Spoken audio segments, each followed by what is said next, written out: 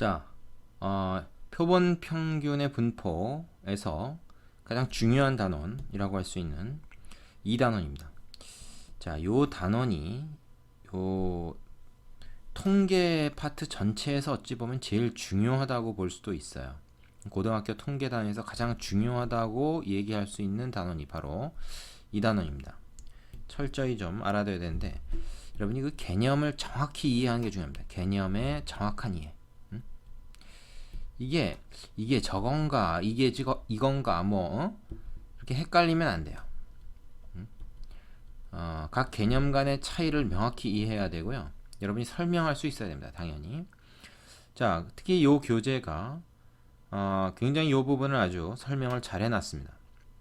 그래서 이 단원을 공부하기 위해서 꼭 알아야 되는 개념, 그리고 좀 헷갈리는 개념을 먼저 정리를 좀 해놨는데, 자, 모평균, 표본 평균, 표본 평균의 평균, 표본 평균의 분포. 그 말이 그 말 같고 서로 구분이 잘 안 되는 것 같은데 구분을 잘 해야 됩니다. 이거의 의미를 정확히 우리가 알아보자. 그걸 설명하기 위해서 어떤 예를 하나 들었냐면, 자, 이 모집단이 있는데요.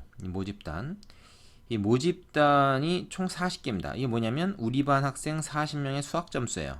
그래서 1번의 수학 점수, 2번 학생의 수학 점수, 3번 학생 해가지고 40번 학생의 수학 점수까지 수학 점수만 40개가 지금 있는 겁니다. 여기서 두 개를 뽑아요. 그러니까 두 명을 찍는 거지. 야, 3번하고 4번 니네 둘 나와봐. 니네 점수 얼마야? 해가지고 표본을 두 개를 이제 뽑습니다. 그런데 이게 이제 복원 추출을 하는 거야. 그러니까 예를 들어서 이 40명 중에 딱 하나 뽑았는데 1번이 뽑힌 거야. 근데 또 이제 뽑았는데 또 1번이 뽑힌 거야. 그럼 1번 두 번 뽑히면 이렇게 되겠죠? 그러면은 그거의 평균을 냅니다. 두 표본의 평균을 내요. 그러면은 x1 플러스 x1 나누기 2니까 사실 그냥 x1이 나오겠지. 자, 그런데 이제 뭐 꼭 이것뿐만 아니라 뭐 x1과 x40이 뽑힐 수도 있고, 그래서 또 평균을 내고, 그렇게 하면 총 몇 개의 그 평균이 나올 수가 있는가 하면은 이렇게 되겠죠. 그 40개 중에서 두 개를 뽑는 중복 조합의 수와 같습니다. C가 아니고 H인 이유는 뭐야? 복원 추출이기 때문이죠. 뽑았던 놈이 또 뽑힐 수 있기 때문에 중복 조합입니다.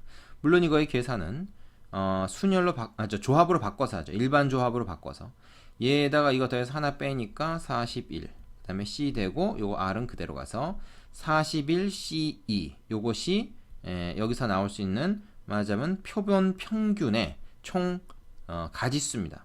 이거를 계산해 보시면요, 몇 개가 나오냐면 820이 나옵니다. 이거 계산해 보세요. 자, 그럼 이 상황에서 우리가 모집단이라고 부를 수 있는 것은 뭐냐? 우리가 모집단이라고 부를 수 있는 건 바로 이 40명의 수학 점수죠. 그래서 x1부터 x40까지라고 얘기합시다. 이때 이제 표본은 x1 이렇게 뽑히는 것부터 x40, x40까지 이렇게 뽑히는 것까지, 그래서 총 820개가 가능한 표본이죠. 가능한 표본의 종류가 이만큼입니다. 그럼 그 표본의 평균은 뭐냐? 요거 두 개 평균 낸 거, 요거 두 개 평균 낸 거 해서 총 역시 또 820개의 값이 나올 수가 있죠. 그럼 표본 평균의 집합을 우리가 이렇게 만들어 보면 얘네가 여기는 이제 집합 기호로 쌓아주기만 하면 되겠죠. 자, 그래서 이런 용어들이 어떤 것을 의미하는 개념인가 하는 것을 여러분이 좀 알고 넘어가야 됩니다. 되시겠죠? 자, 기본 용어에 대해서 잠깐 살펴봤는데요. 요거를 이해한 다음에 이제 본격적으로 이 단원 내용을 해보도록 합시다. 자, 표본 평균의 평균에 대해서 좀 더 정확히 알아보겠습니다. 여기 이제 또 다른 예가 하나 나와 있는데요. 좀 전에는 이제 그 개념 파악을 위한 좀 복잡한 예였고, 좀 더 단순화 시켜 봅시다. 주머니 안에 공이 3개가 들어있는데 1, 3, 5 3개의 번호가 적혀 있어요. 이거를 복원 추출을 하는데 두 번 뽑습니다. 한 번 뽑았다가 번호 확인하고 다시 집어넣고, 또 하나 뽑았다가 번호 확인하고 다시 집어넣고, 뽑힌 거 두 개의 값을 x1, x2라고 합시다. 그럼 x1이 취할 수 있는 값은 1, 3, 5, x2도 1, 3, 5의 값을 취할 수 있는데요. 이때 x1과 x2를 가지고 말하자면 이 순서쌍을 만들어 보면 총 9개가 되겠죠. 중복순열이죠. 3가지 3, 3 곱해서 곱의 법칙에서 총 9가지 경우가 나오게 되는데요. 이게 말하자면 바로 뭐냐면 이 9가지 경우가 얘하고 얘를 지금 어떻게 했습니까? 이 경우엔 평균을 구했죠. 얘하고 더해서 평균과 얘하고 해서 평균과. 그래서 표본 평균들을 구한 겁니다. 총 몇 개가 나오죠? 이거에서부터 이것까지가 나오죠. 이렇게 두 개 뽑아서 한 것이 첫 번째 표본 평균. 이렇게 한 게 뭐 두 번째, 뭐 번호는 어떻게 매기든지 뭐 상관이 없어. 1, 2, 3, 4, 5, 6 이렇게 매기든지 1, 2, 3, 4, 5, 6 이렇게 번호를 매기든지 하여튼 총 9개의 표본 평균이 있게 돼요. 그렇죠? 자, 그러면은 우리가 이걸 가지고 확률 분포표를 한번 만들어 보겠습니다. 자, 이렇게 구성이 되겠죠? 뭡니까? 표본 평균 자체가 어떻게 돼요? 확률 변수입니다. x1, x2가 말하자면 여기서 뽑는 그 번호를 우리가 x라고 하면은 어떤 번호가 뽑힐지 모르니까 그걸 x라고 하면은 그 x 자체가 확률 변수고요. 걔네가 어떻게 뽑힐지 모르기 때문에 그거 가지고 평균을 낸 것도 역시 어떤 게 나올지 몰라요. 그래서 이것도 확률 변수입니다. 그런데 걔네가 어떤 값을 취할지 하는 확률은 정해져 있어요. 보세요. x바가 1이 되는 경우는 하나밖에 없습니다. 전체 9가지 중에서 하나밖에 없죠. 그러니까 확률이 9분의 1이야. 2가 되는 경우는 두 가지, 3이 되는 경우는 1, 5가 뽑혀야 되고 3, 3 뽑혀야 되고 5, 1이 뽑혀야 되니까 총 3가지가 있어. 그래서 9분의 3의 확률이죠. 그런 식으로 해서 확률을 계산할 수가 있어. 그래서 얘도 확률 변수입니다. x가 확률 변수이기 때문에 x바도 확률 변수. 맞으면 표본 평균이라고 하는 확률 변수의 확률 분포가 되는 것입니다. 이것은 x의 확률 분포하고 다르죠. x의 확률 분포는 어떻게 될까요? 참고로 x라고 하는 확률 변수는 1, 3, 5의 값을 취할 수가 있어요. 근데 그 값이 될 확률이 역시 정해져 있습니다. 어떻게 정해져 있죠? 다 3분의 1이에요. 그죠? 똑같죠? 하나 뽑았을 때 그 값이 뭐냐를 얘기하는 거니까. 자, 이렇게 됩니다. 그러나 우리가 지금 여기서 다루고자 하는 것은 이게 아닙니다. x바죠. 두 번을 뽑아서 중복을 허용해서 두 번을 뽑아가지고 그거에 표본 평균이라고 하는 확률 변수의 확률 분포표가 지금 우리가 이 단원에서 다루려고 하는 것입니다. 이해되시죠? 자, 그러면 우리가 이것도 확률 변수라고 했으니까 일종의 x바의 기대값을 구할 수가 있어요. 확률 변수는 기대값을 구할 수가 있죠. 각 확률이 그 변수가 취하는 값 그리고 그 취할 확률 이거를 짝지어 곱해가지고 가중 평균을 하면 즉 다 더하면 이게 이제 이거의 기대값 평균이 됩니다. 한번 구해볼까요? 9분의 1로 묶어낼 수 있겠죠. 이렇게 곱했을 때. 그래서 어떻게 됩니까? 1 곱하기 1, 2 곱하기 2, 3 곱하기 3, 4 곱하기 2, 그 다음에 5 곱하기 1까지 이렇게 됩니다. 이거 계산해보세요. 9분의 27이 됩니다. 3이죠. 자, 근데 재밌는 것은 우리가 x라고 하는 본래의 확률 변수 요거의 기대값을 구해보시면 이것도 역시 3분의 1 곱하기 1, 1, 3, 1, 5, 1이 돼서 얼마입니까? 3분의 9거든요. 3입니다. 둘이 똑같죠. 우연일까요? 우연이 아닙니다. 요거 필연입니다. 그래서 우리가 뭘 알게 된 거냐면 x바라고 하는 것도 일종의 확률 변수인데 표본 평균이라고 하는 확률 변수인데 그 확률 변수의 평균은 즉 표본 평균의 평균인 거죠. 바로 얘가. 요게 바로 이거예요. 표본 평균의 평균은 원래의 확률 변수의 평균과 항상 같다. 이건 지금 이제 하나의 예를 들었을 뿐이지만 모든 경우에 이게 성립합니다. 자, 앞에서 우리가 다뤘던 예 820개의 x바가 있는 걸 다뤘었죠. 좀 전에 바로 앞에서 그 40명의 수학 점수 가지고 두 개씩 뽑아가지고 표본 평균을 구하면 그게 이제 420개가 나온다는데 그거 다 평균 구하면 그건 어떻게 될까요? 원래 40명의 평균하고 같습니다. 재밌는 거죠. 근데 이건 사실 어떻게 보면 당연한 거예요. 우리가 언뜻 생각해도 1, 3, 5 중에서 하나 뽑는 거를 계속 해보면 얘네가 뭐 서로 그 동등한 입장이니까 다 같은 빈도로 나올 거 아니에요. 그럼 평균적으로 3이 될 것이다 라는 거 직관적으로 생각할 수 있죠.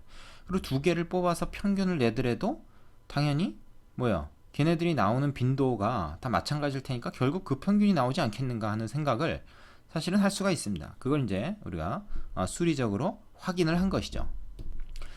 자, 그래서 표본 평균의 평균은 모평균과 같다. 이 사실이 굉장히 중요합니다. 이거는 모평균과 같다. 그 기호로 쓰면 expectation of x 바는 expectation of x와 같다. 뭐 이렇게 쓸 수 있는 것이죠. 이거 꼭 기억하셔야 돼요. 자, 그래서 이상의 내용을 정리하면요. 이렇게 정리해 볼 수가 있겠습니다. 모평균은 우리가 앞에서 얘기했던 그 평균 의미 그대로고요. 표본 평균은 추출되는 표본에 따라 여러 가지가 나올 수 있고 라는 말은 뭡니까? 이 말은 얘가 곧 확률 변수라는 얘기죠.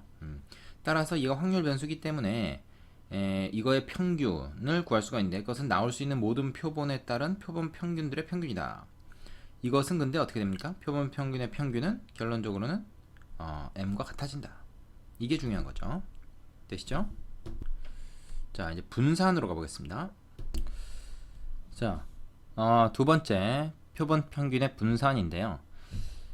이 지금 확률 분포표 다시 가져왔습니다.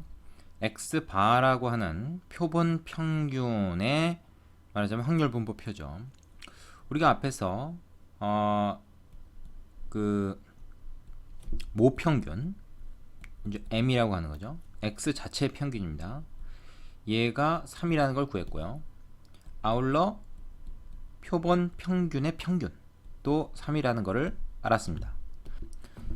그리고 이거는 위에 예에서 뿐만 아니라 모든 경우에 다 성립한다는 것이 알려져 있어요. 자, 그래서 이제 분산을 한번 구해보자, 그지?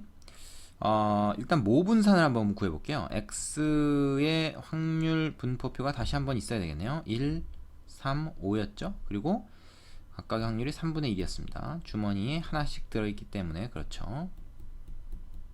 자, 일단 요거 써놓고요. 그 다음에 평균이 3이라는 걸 아니까 여기서 이제 우리가 간편식으로 구할까요? expectation of x제곱 제곱의 평균을 이용해서 간편식으로 구합시다. 뭐 편차 제곱의 평균으로 계산하지 말고요. 그러면 어떻게 됩니까? 이거는 뭐 이렇게 되겠죠. 1의 제곱, 3의 제곱, 5의 제곱입니다. 그러면 어떻게 되죠? 25, 요게 10이니까 35. 그죠? 그러니까 얼마입니까? 3분의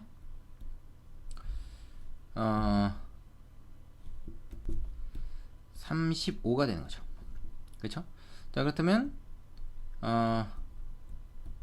모분산 x라는 확률 변수의 분산은 어떻게 되죠? 이거에서 평균의 제곱을 뺀 거죠. 이렇게 되죠. 그러면은 얘는 뭐야? 3분의 35 빼기 어떻게 돼요? 27이 되겠죠? 그럼 얼마입니까? 3분의 8입니다. 이게 이제 모분산이죠. 모분산. 자, 우리가 원하는 것은 뭐야? 표본 평균이라고 하는 지금 새로운 확률 변수. 이거의 평균을 구하고자, 이거의 분산을 구하고자 하는 것입니다. 그러면 이것도 이제 우리가 뭐를 구해야 되겠습니까? 간편식으로 계산하려면 이 확률 변수의 제곱의 평균을 구해야 되겠죠. 그러면 이것도 마찬가지 방법으로 계산이 됩니다. 1의 제곱, 2의 제곱, 아니지, 이거 곱하면 좀 달라진 거예요. 얘는 이렇게 하면 안 되겠다, 그죠?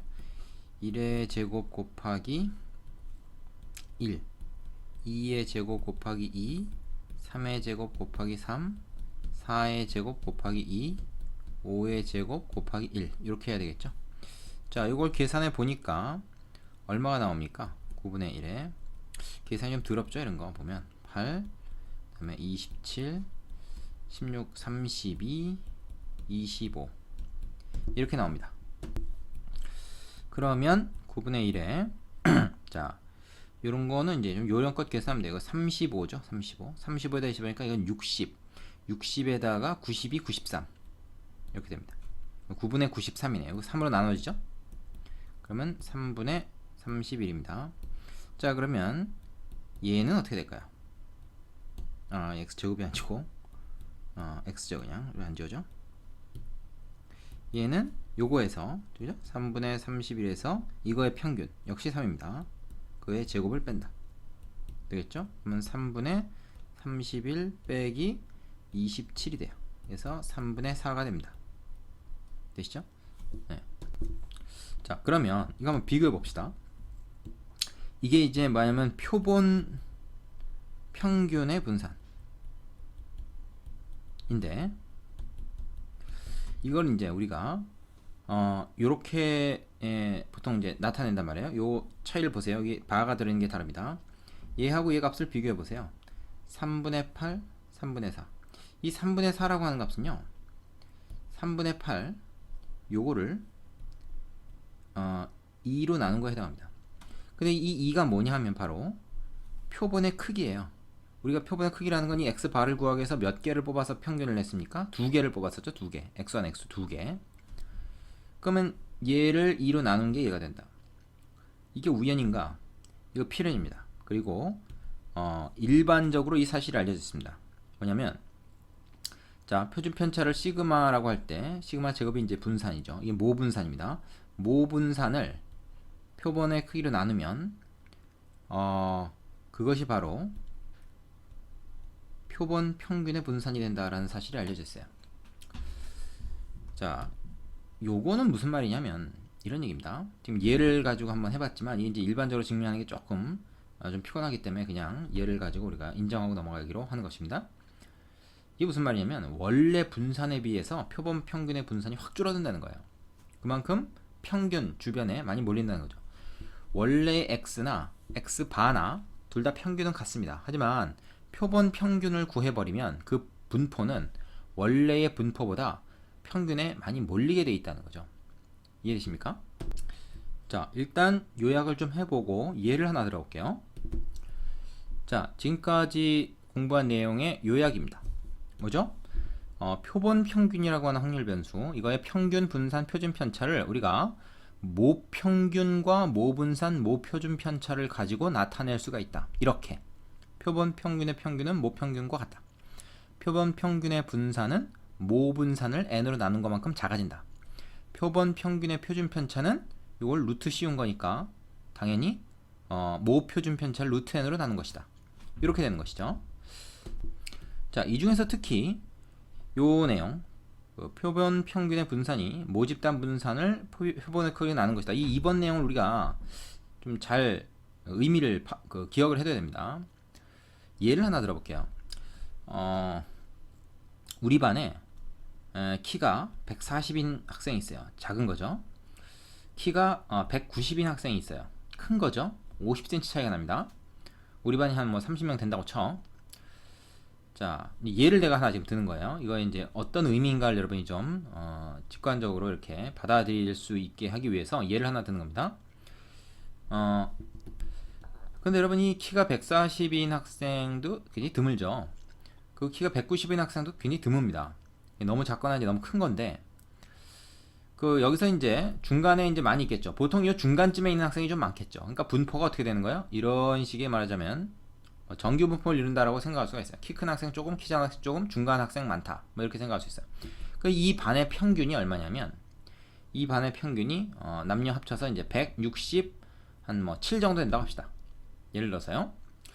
자, 그러면은 내가 여기서 말하자면 이제 한 명을 뽑아가지고 걔 키를 확률 변수 x라고 하면 이 x의 분포가 이제 이런 정규 분포를 따른다고 우리가 얘기할 수 있고, x의 평균이 167이다. 이렇게 얘기할 수 있는 것이죠. expectation of x가 167이다. 그리고 이제 분산이 있겠죠. 얼마? 예를 들어서 분산이 뭐 한 4cm, 5cm 된다고 쳐. 그런데 여기서 내가 두 명을 뽑아가지고 두 개를 평균을 냈어요. 그럼 그 이제 x 바라는 새로운 확률 변수가 생긴 것인데, 걔는 우리가 좀 전에 위에서 공부했다시피 x 바의 평균은 x의 평균하고 똑같습니다. 모평균하고 똑같아요. 근데 이거의 분포는 확 줄어들어서 이렇게 그냥 가운데 몰린다는 거예요. 이렇게 몰려듭니다. 이런 얘기가 되는 거죠. 물론 얘보다 더 높이 올라갑니다. 그죠? 어차피 이 넓이는 1이 돼야 되기 때문에. 근데 왜 이렇게 되느냐? 생각해보세요. 왜 이렇게 될 수밖에 없는가? 예를 들어서 여기서 내가 한 명 띡 뽑았는데 얘가 140짜리야. 그러니까 제일 작은 애가 뽑힌 거지. 근데 여기서 x바가 140이 될 확률은 어떻게 됩니까? 훨씬 작죠. 왜냐면 140을 두 번 연속으로 뽑아야 이 값이 140이 되는 거 아닙니까? 여기서 한 번만 딱 뽑아도 140인데, 그죠? 190도 마찬가지예요. 여기서 딱 뽑았는데 애가 190이야. 그럼 x가 190이 되는 거지. 하지만 x바가 190 되려면 어떻게 돼야 돼? 190 두 번 연속으로 나와야 돼요. 190 한 번, 140 한 번 이렇게 뽑히면 어떻게 돼? 이 평균 정도가 나오겠죠. 그죠? 그러면은 이 평균의 값이 나올 가능성이 더 높아진 겁니다. 그죠? 여기서 하나 뽑아도 평균이 이 가운데가 나와버리니까. 그래서 가운데는 쭉 올라가고, 이 양 끝에 있는 값은 더 나오기가 힘든 거죠. 두 개 다 맞으면 극단적인 값으로 나와줘야 그 값이 나올 테니까. 그러니까 이게 뭐야? 한 군데 가운데로 많이 몰리게 돼 있어요. 몰린다는 말은, 평균 근처에 몰린다는 말은 뭐야? 분산이 작아진다는 얘기지. 얼마나 작아지냐 하면 이 표본을 많이 뽑을수록, 여러 개를 뽑아서 그 평균을 낼수록 점점 더 가운데에 많이 가까워진다는 거죠. 그래서 계산을 해보니까 n으로 나눈 것만치 얘가 분산이 줄어들더라 하는 것을 수리통계학으로 우리가 증명을 해낸 겁니다. 수학자들이. 우리는 뭐 그것까지 알 필요는 없고, 이렇다는 사실을 우리가 알고 이용할 수만 있으면 돼요. 이해되십니까? 왜 이렇게 되는가 하는 것을 예를 들어서 설명을 해봤습니다. 자, 되시죠? 자, 그럼 이제 그 표본 평균이라고 하는 이 확률 변수의 평균과 표준 편차, 뭐 분산 이런 거에 대한 얘기를 했으니까 이거의 분포를 우리가 한번 얘기를 하면서 정리를 합시다. 자, 지금 위에서 했던 내용을 여기서 그림을 한번 정리한 게 있는데요. 먼저 모집단이 있고 모집단의 모평균이 m, 모분산이 시그마 제곱이면 여기서 크기가 아닌 표본을 뽑아서 그걸 가지고 평균을 내면 표본 평균이라고 하는 새로운 확률 변수가 생기는데, 걔의 평균은 모평균하고 같고 걔의 분산은 모분산을 n으로 나눈 것으로 줄어든다. n은 표본의 크기. 자, 여기까지 내용이 지금까지 우리가 공부를 한 거였습니다. 그래서 이제 우리는 뭘 할 수 있냐면 표본의 크기가 크면 클수록 이 분산이 줄어든다. 즉 평균에 많이 몰리게 된다. 이제 하는 거죠. 그래서 그 수학자들이 이제 또 밝혀낸 사실이 뭐냐면, 자, 이러한 사실을 밝혀낸 거예요. 어떤 그 확률 변수가 정규 분포를 따르는 그러는 모집단에서 크기가 n인 표본을 복원 추출할 때 표본 평균을 x바라고 하면, 여기서 이제 하나 뽑았을 때 그거의 값을 x라고 했을 때 그거에 이제 그 뭐 n을 뽑아서 n개를 뽑아서 표본 평균을 x바라고 하면 x바의 평균은 x의 평균인 m과 같고 x바의 분산은 x의 분산을 n으로 나눈 것이고, 뭐 여기는 위에 이제 다 했던 얘기고요. 중요한 건 2번입니다. 여기서 중요한 건 x바의 분포는 정규 분포를 따른다. 그러니까 정규 분포를 따르는 모집단에서 뽑아서 만든 표본 평균의 분포는 역시 또 정규 분포를 따른다. 근데 그 정규 분포에서 평균과 표준 편차가 모집단하고 조금 달라지는 거죠. 이제 얘는 x가 따르는 분포고 얘는 x바가 따르는 분포가 됩니다. 이해되시죠? 자, 근데 더 재밌는 사실이 있어요. 자, 뭐냐면 바로 이건데요. 원래 모집단 분포가 아까 이제 그 예를 든 것처럼 뭐 똑같이 3분의 1, 뭐 똑같이 4분의 1 이렇게 그 상수 분포를 이루더라도 그거의 표본의 수를 점점 늘려서 표본 평균의 분포를 구해보면 점점 정규 분포에 가까워집니다. 그래서 n이 충분히 크면 원래 분포가 뭐가 됐든 간에 상관없이 표본 평균의 분포는 무조건 근사적으로 정규 분포를 따르게 돼 있다. 바로 이게 결론이죠. 모집단 분포가 정규 분포를 따르지 않더라도, 즉 어떤 분포더라도 표본의 크기가 n이 충분히 크면 적어도 x바의 분포는 근사적으로 정규 분포를 따르게 된다. 그러니까 모든 분포가 다 정규 분포가 돼버리는 거예요. 이 표본 평균의 분포를 구하면. 물론 이제 표본의 크기에 따라서 이러한 모수를 갖는 정규 분포가 되죠. 이걸 우리가 뭐라 그러냐면 중심극한 정리라고 합니다. 사실은 앞에서 우리가 라플라스의 정리라고 하는 게 있었죠. 뭐였죠? 이항 분포의 정규 근사. 그것도 이 중심극한 정리의 일부입니다. 중심극한 정리, Central Limit Theorem이라고 하는 건데, CLT. 이 중심극한 정리에 의해서 그 모집단 분포가 어떤 분포든지 간에 표본 평균의 분포는 정규 분포를 따르게 됩니다. 그럼 정규 분포를 따르게 되면 우리가 어떻게 해요? 이거를 다시 표준화 시켜가지고 표준 정규 분포로 만든 다음에 걔를 가지고 표를 찾아서 확률을 쉽게 구할 수가 있겠죠. 이 단원에서 하고자 하는 게 이제 궁극적으로 그거인 거죠. 되십니까? 자, 그 밑에 나오는 특강을 보시면 되겠습니다. 그래서 표본 평균 x바가 정규 분포를 따를 때 이런 정규 분포입니다. 이거를 이제 표준화 시켜가지고 x바에서 m을 빼고 이거의 평균을 빼고 이거의 표준 편차를 나누면 이제 이 x바라는 확률 변수가 그 표준화가 되죠. 그래서 평균이 0이고 표준 편차가 1이 되는데, 이거를 갖다가 우리가 표준 정규 분포를 따르는 확률 변수라고 말할 수 있기 때문에 정규 분포표를 이제 이용할 수 있는 거죠. 표준 정규 분포표를. 그래서 이게 이제 뒤에 가서 되게 많이 쓰게 돼요. 되게 많이 쓰게 됩니다. 그 연속 확률 분포는 우리가 결국 이거를 위해서 지금까지 공부를 해 온 거죠. 자, 요 내용을 하나의 그림으로 정리해 놓은 것이 이제 이것이 되겠습니다. 어떤 집단이 정규 분포를 따른다. 그러면 이제 n개의 표본을 뽑아서 x바의 분포를 구하면 얘도 정규 분포를 따르면서 그 분산이 이제 줄어드는데 이걸 다시 표준화를 시켜가지고 표준 정규 분포로 만들면 우리가 표를 이용해서 확률을 구할 수 있다. 근데 사실은 꼭 이게 정규 분포가 아니라도 어떤 뭐 다른 분포들에도 말이죠. 그것이 n이 크면은 정규 분포에 근사시킬 수 있다. 이게 이제 중심극한정입니다. 자, 여기까지 내용 다 정리되셨으면은 이제 개념 확인 코너 살짝 풀어보시고 필수 예제를 가지고 연습을 좀 해보겠습니다. 자, 여기까지 수고하셨고요.